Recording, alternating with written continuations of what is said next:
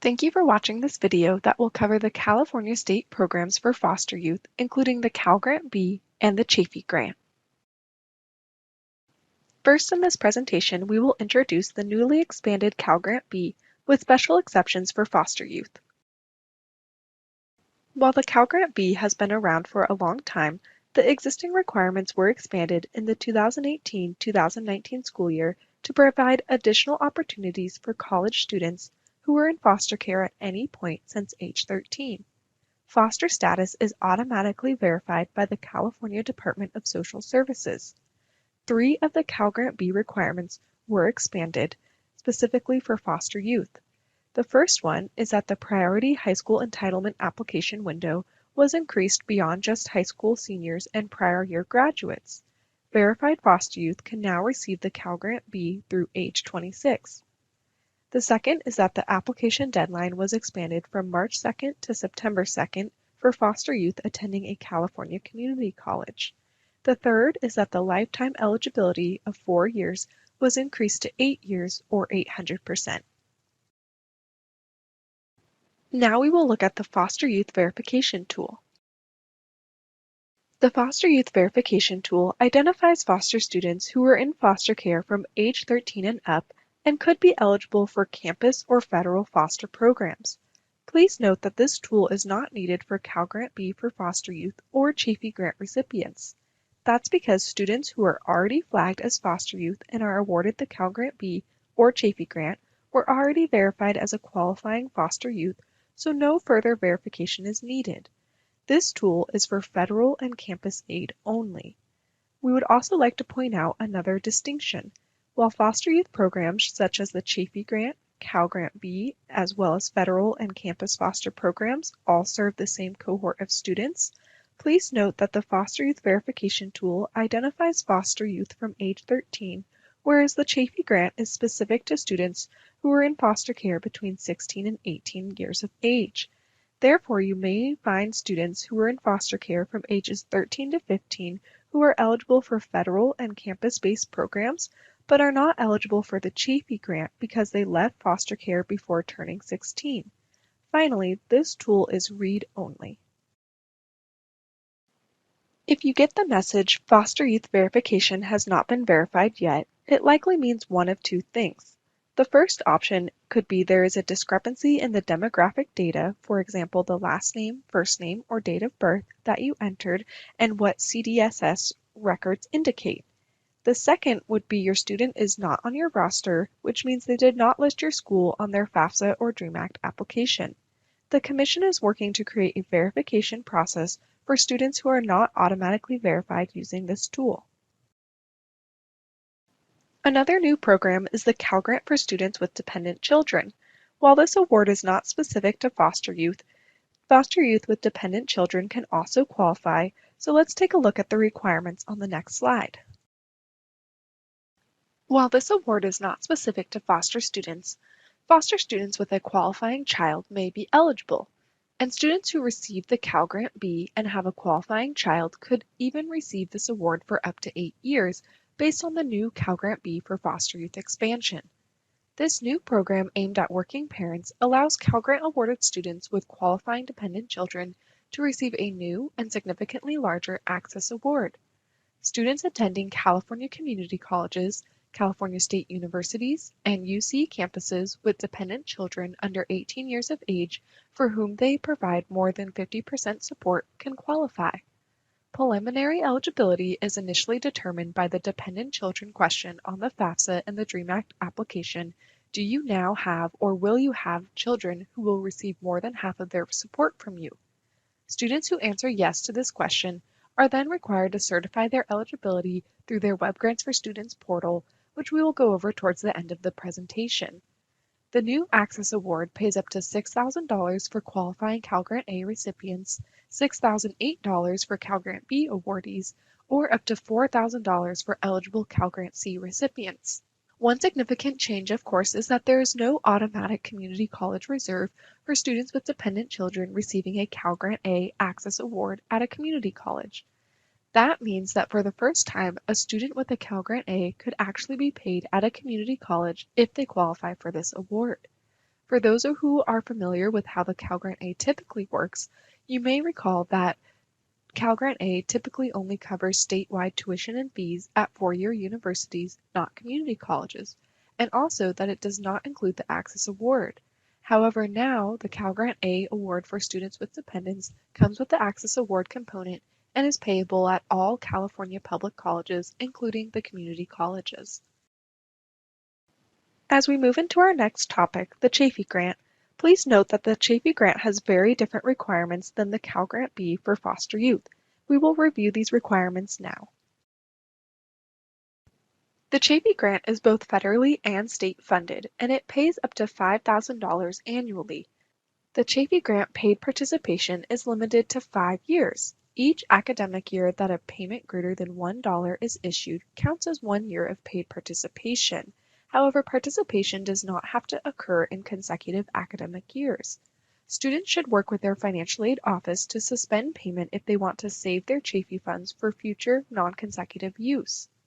Another requirement is that the student must be a current or former foster youth living in foster care for at least 1 day between the ages of 16 and 18. They also must be younger than 26 years of age by July 1st of the award year. The previous age limit was 23 years old, however, Assembly Bill 1811 expanded this eligibility. There are several aspects about the Chafee Grant that make it very different from other traditional financial aid. Since the Chafee Grant is both federally and state funded, and because it falls under the umbrella of Health and Human Services, Chafee funds are not earmarked specifically for just tuition and fees or even books and supplies. In fact, Chafee funds can be used towards rent, transportation, childcare, or towards grad school or a teacher certification. Additionally, it is portable and can be used at a qualifying out-of-state school. To be eligible to administer the Chafee Grant, out-of-state schools and campuses must meet the following criteria. They must be accredited, Title IV participating institution, a greater than 30% overall graduation rate, less than 15.5% direct federal loan cohort default rate.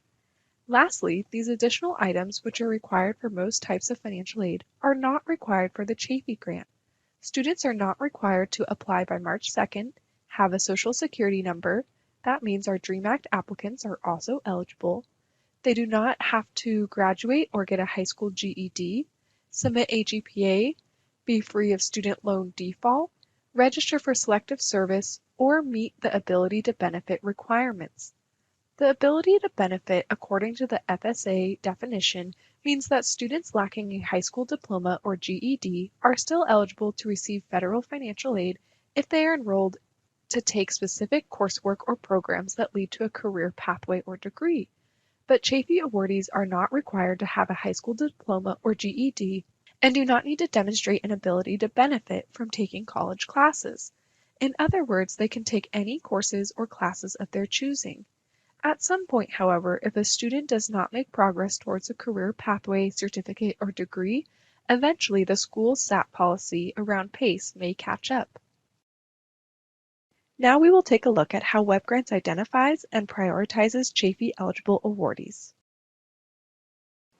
In order to initially receive and then to renew the Chafee Grant, students must submit a FAFSA or DREAM Act application each year, and a Chafee Grant application only one time. Foster youth status is automatically verified by the California Department of Social Services through a monthly report.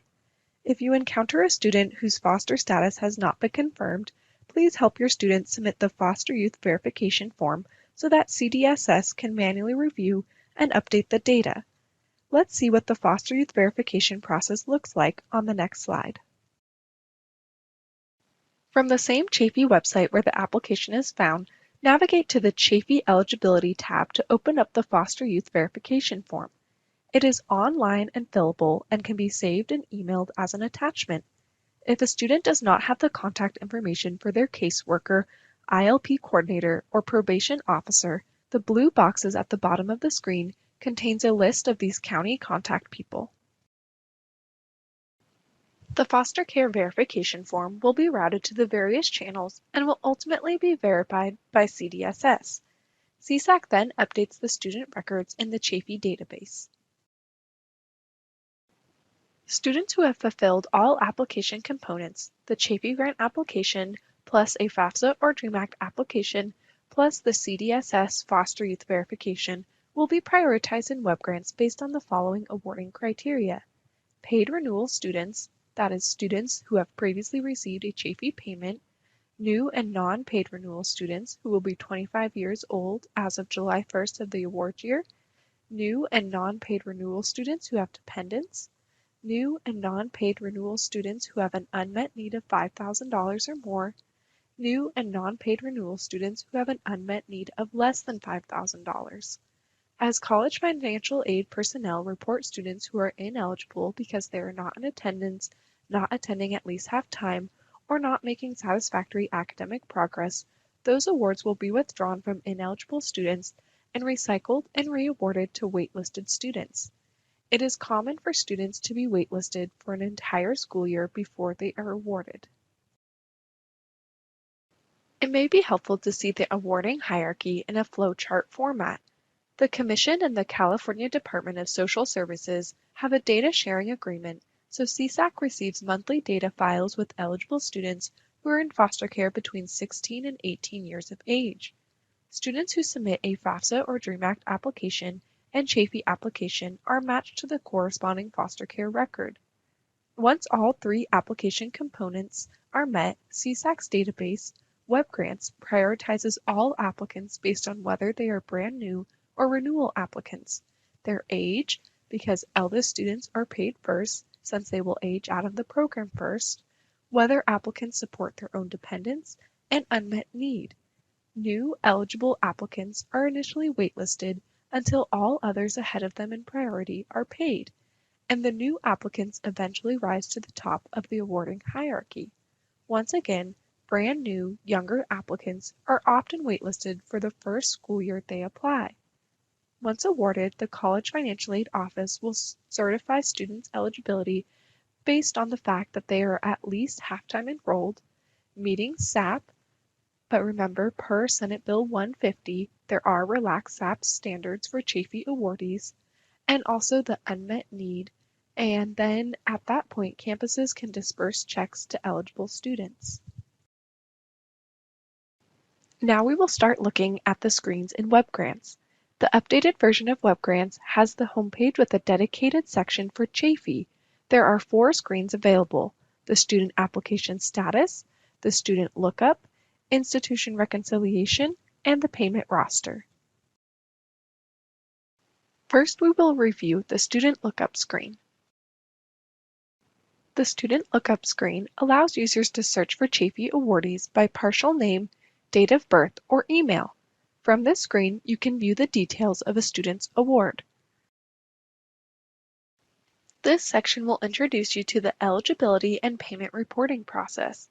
You will notice that we emphasize the need to report ineligible students as well as eligible students. This is extremely important because reporting ineligible students is the trigger to recycle those funds, which are then used to re-award another eligible student. So you may not realize it, but you play a major role in keeping funds moving and assisting the recycling process by working your roster on a weekly basis.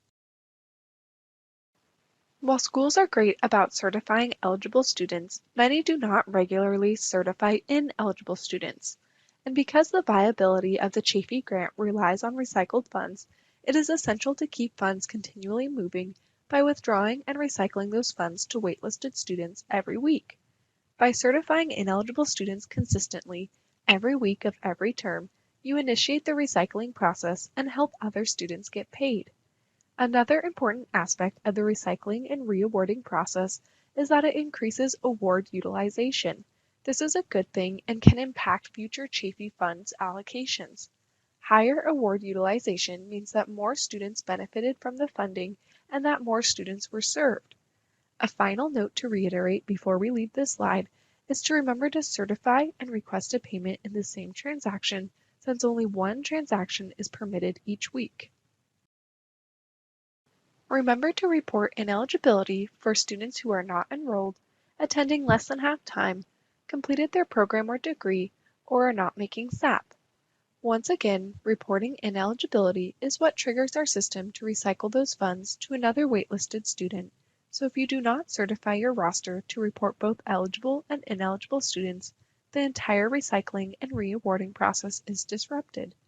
As you can see in these examples, not certifying the roster causes delays to eligible students awaiting their payments. And since Chafee funds can also be used towards rent, transportation, or childcare, any delay in receiving funds will negatively impact your student's ability to pay their tuition, fees, or even rent. In other words, not certifying your roster, even if your student is ineligible, also negatively impacts other eligible waitlisted students. Please keep these things in mind so that you are always following best practices and are acting in the best interest of our students. Here is an example of how the recycling process works. Students are awarded on an annual basis, and funds are reserved for all terms in that academic year. At a semester school, we have fall and spring terms. In quarter schools, there are fall, winter, spring, and summer terms. Students may become ineligible for individual terms or for all terms, so financial aid administrators either report term-level ineligibility or annual-level ineligibility. These funds are withdrawn and redeposited to the holding account. Over the weekend award processing, those same funds are recycled to waitlisted students who are highest on the priority hierarchy. All eligible students are placed on the school roster whether they have been awarded or not. Users can click Search to see all award statuses, or you can choose to view a specific award status. The roster reflects the 5 different award statuses, which includes awarded, where a student has a preliminary award offer, and once eligibility has been certified and payment requested by the college, a check will be sent.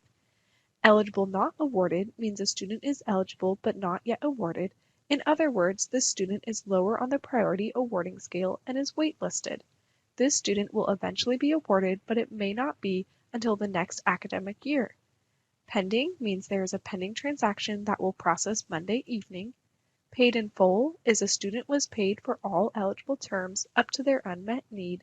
And the last status is not awarded, which means the school certified the student as ineligible. After clicking Search, the student records will be displayed. Click on the blue image of the eye next to the student record to open the student's detailed roster. A good rule of thumb is to work the roster every Tuesday to check for newly awarded students. Here's a screenshot of the roster. The Chafee payment roster has 5 sections. One is the payment roster details, which displays student demographics information imported from the FAFSA or the DREAM Act application. The second section is in the ineligible section, which is used to report annual level ineligibility. The third section is eligible section, used to report term level eligibility or ineligibility. You'll notice several pre-populated fields. Those in white can be overwritten if data needs to be modified. For example, the eligible section pulls education level, EFC, and unmet need as reported by the student on the FAFSA or DREAM Act application. The college cost of attendance comes from the annual cost estimate forms submitted by colleges every October. The fourth section is request payment to select the term or terms for which the student is eligible for payment. And lastly, the reminders and resources section, where you will find the payment roster user guide, which outlines nearly every payment scenario, including how to report ineligibility at the term level and at the annual level. To be eligible for payment, students need to be enrolled in a program of at least 1 year in duration, attend half-time, making SAP based on the new SB 150 provisions, and have sufficient unmet need. Beginning in 2020, Assembly Bill 150 created new provisions around SAP. It softened school SAP policy to allow students who are on academic probation to continue to receive Chafee funds for 2 years before losing their award. In addition, students who are in jeopardy of losing the Chafee grant due to SAP must be given the option to appeal. And while this presentation does not discuss SB 150 in detail, schools are expected to comply with the new provisions. Therefore, college staff should review the new law to draft an updated SAP policy specific to the Chafee grant. So colleges will end up creating 2 SAP policies, one for Chafee recipients and the other for all other students. John Burton Advocates for Youth has put together a toolkit and related documents. We highly recommend reviewing these materials for details around SB 150. Now, let's see how to certify eligibility on the roster on the next slide. This is the section of the roster where eligibility is certified for awarded students. Please note that there is no need to certify eligibility for students who are not yet awarded or eligible not awarded. Certifying the roster for students who are still waitlisted creates rework because you will end up having to recertify and request a payment once the student is actually awarded. As mentioned earlier, living arrangements, education level, and EFC are all extracted from the FAFSA or DREAM Act application, and these fields can be edited if needed. Terms attending, these boxes are pre-populated based on your school's term schedule. You can see that this screenshot is from a semester school because 2 terms, fall and spring, are pre-populated. In most cases, you will not need to check or uncheck any of these boxes. The only time you would uncheck a term attending box is to report ineligibility for that term. Continue to fill in the required fields to complete the certification. Cost of attendance can also be modified if the pre-populated figure is incorrect. Your school's cost of attendance comes from the cost estimate form that your school submits every October.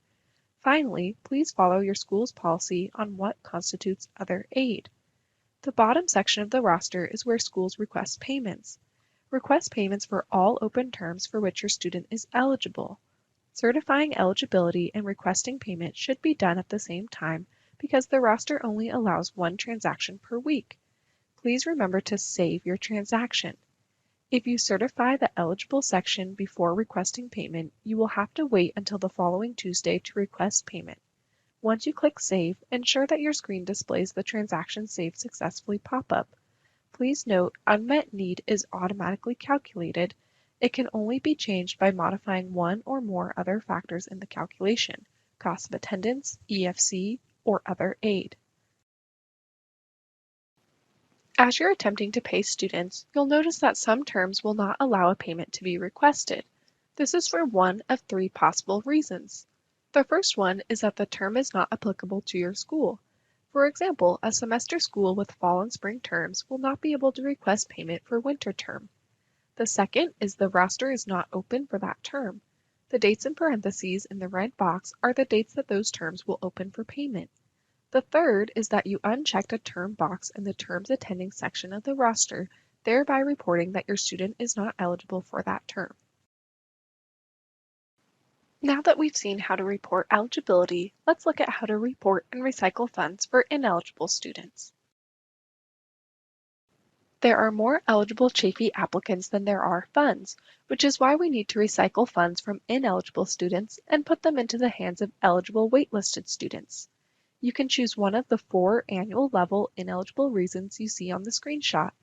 This will make the student ineligible for the remainder of the award year unless the school reinstates the award and brings the student back into the program.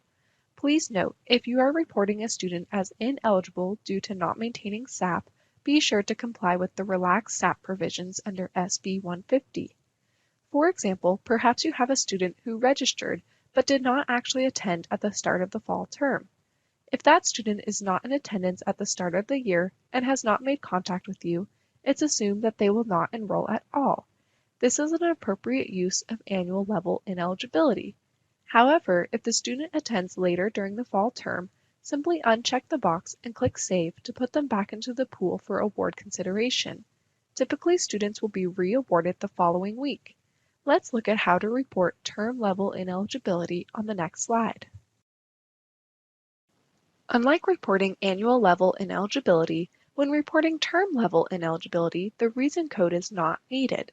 To report the student as not attending, on a leave of absence, less than half time, not meeting SAP, or otherwise ineligible for payment for that term only, simply uncheck the term box in the Terms Attending section and click Save. That's it. Now the $2,500 that had been held in reserve for this student will be recycled to the next waitlisted student.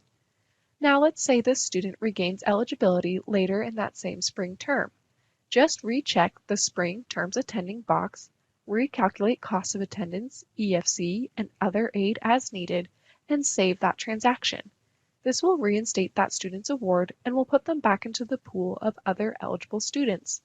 WebGrants will reprioritize them based on the awarding hierarchy, and in most cases, the student is re-awarded the following week.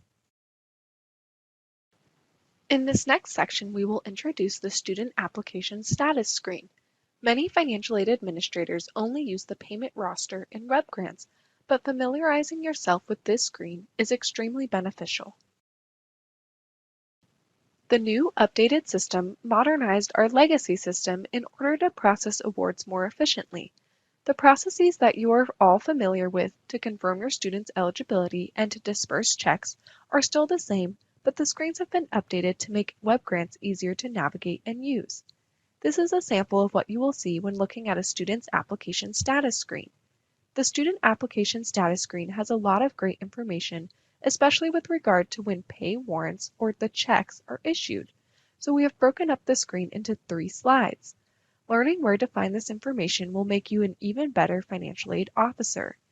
Under the Application Status section, the green check marks indicate that this student has met all application requirements and is eligible for the Chafee grant. We also see the dates that this student's status is paid renewal. This refers to the awarding hierarchy. Remember that paid renewal students who have not reached their 26th birthday by July 1st of the award year have first priority in the awarding process. Date foster youth eligibility received is the date that CDSS verified foster youth status. Years paid means that the 5-year limit for this student, they have 3 out of 5 years paid participation. And now we're going to view the rest of the student application status screen on the next slide. In the green highlighted area, you can see that this student was preliminarily awarded on July 27th. In the blue section, we see that this financial aid official, Drew Adams, certified eligibility for the fall term on August 11th. Schools have 30 days from the time the student is first awarded to certify eligibility for fall term. Finally, in the red highlighted section, we see that the check was issued and mailed by the State Controller's Office 10 days later, on August 21st. This same payment process is repeated each term. Let's take a look at the final section of the student application status screen, the correspondence records. This new addition to the Chafee portal allows you to see the various correspondence records that have been sent to the student. There's a lot of confusion around the award status called eligible not awarded. We saw this award status on the payment roster, and this is how it appears on the student application status screen. We can clearly see 3 green check marks indicating that the 3 application requirements were met, so this student is fully eligible. However, the reason they are not yet awarded is that they are simply not high enough on the awarding hierarchy to have been awarded at this time. Remember, students whose status is paid renewal are given first priority, but this student's status is new, so they are lower in priority. In addition, we can see by the date of birth that this student is only 21 years old. Since the Chafee grant can now be renewed through age 26, and because the eldest students are paid ahead of younger students, this student will remain waitlisted in queue until they rise towards the top of the list. They will eventually be awarded as older applicants are paid out each week throughout the school year. But again, it's not uncommon for a young applicant to be waitlisted for an entire school year, but while they are waiting in queue, they are also rising up through the ranks of the awarding hierarchy. The final step in the Chafee process is to report all Chafee checks that your campus receives, whether dispersed to the student or returned back to the commission. Checks that are requested for Chafee awardees arrive on campus with this stub attached. Before dispersing checks, re-verify that your students are still eligible, that they are still enrolled half-time, making SAP, and have financial need. Checks that are being returned for students who lost their eligibility will be returned to the commission along with the stub that indicates the reason for the return. Both dispersed and returned checks are reported on the institution reconciliation screen. Please note, for remote learning or distance classes taking place during COVID, it is recommended to mail checks to students via certified mail with tracking and signature required. All checks paid or returned should be reported on the institution reconciliation screen. Many schools are not using this screen, but it is required and will help you at year-end reconciliation. It is also beneficial in the event a student reports they never received their check. Using this screen, you can easily confirm whether and when that check was disbursed or returned to the Commission. Search using any of these options. I find the Payments by CSAC ID or SSN by academic year the easiest way to search. Once the payment record populates, simply input the date school paid student to report disbursements. If returning a check, input both the dollar amount being returned and the date. That's all there is to the roster. Now let's take a look at the student portal, My Grant Info, next. WebGrants for Students is the self-service student portal for managing all state aid. It allows students to report school changes or leave of absence, to update their contact information, and also alerts students of pending or incomplete requirements. Since foster students typically have significant need, many will qualify for multiple types of aid. It is not uncommon for a foster student to receive both a Chafee grant and a Cal grant. In that case, both awards would be managed here. For example, a student can verify that a Cal Grant GPA was uploaded by their high school. Later, when they receive their Cal Grant award letter, students will be instructed to log in to claim their Cal Grant awards by self-certifying their high school graduation. Students can also put their Cal Grant on hold if they will not be using it by reporting a leave of absence on My Grant Info. And one really important aspect of the student portal is that it displays any pending requirements. It's crucial to award eligibility that students fulfill all requirements. Students will need to either confirm their college of attendance or report a school change. Finally, students should be proactive and check periodically for any pending requirements. Let's look at the Cal Grant Award status, which displays pending. The question is why? The GPA was submitted, and we can see that the student already confirmed that they are attending American River College. So what's missing? Once again, students click Show Details to see what's missing, and it shows that the high school graduation verification is pending. So this student simply needs to click the corresponding radio button to indicate that they did or did not graduate or obtain a GED.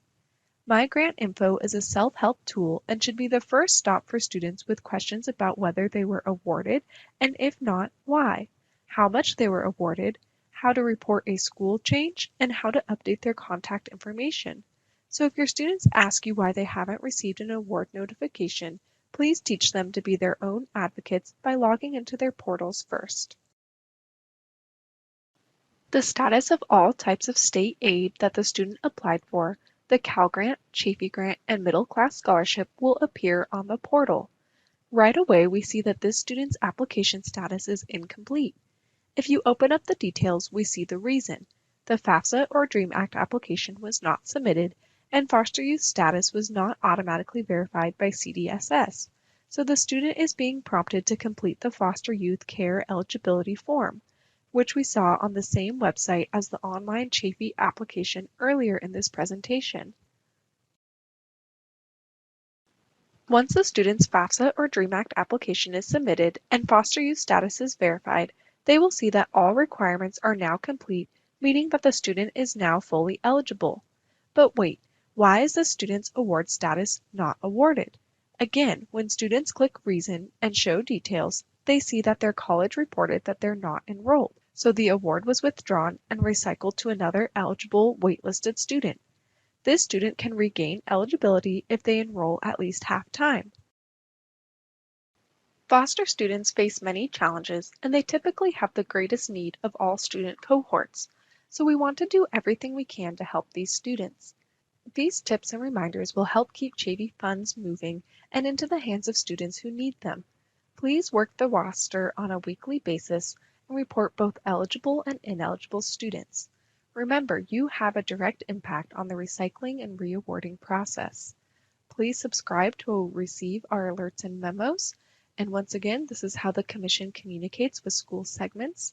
You can remind students to create their WebGrants for Students portals to acclaim their awards, check for pending requirements, report a school change, post a leave of absence for Cal Grant only, and update their demographic information. If you have a computer lab at your institution, you can consider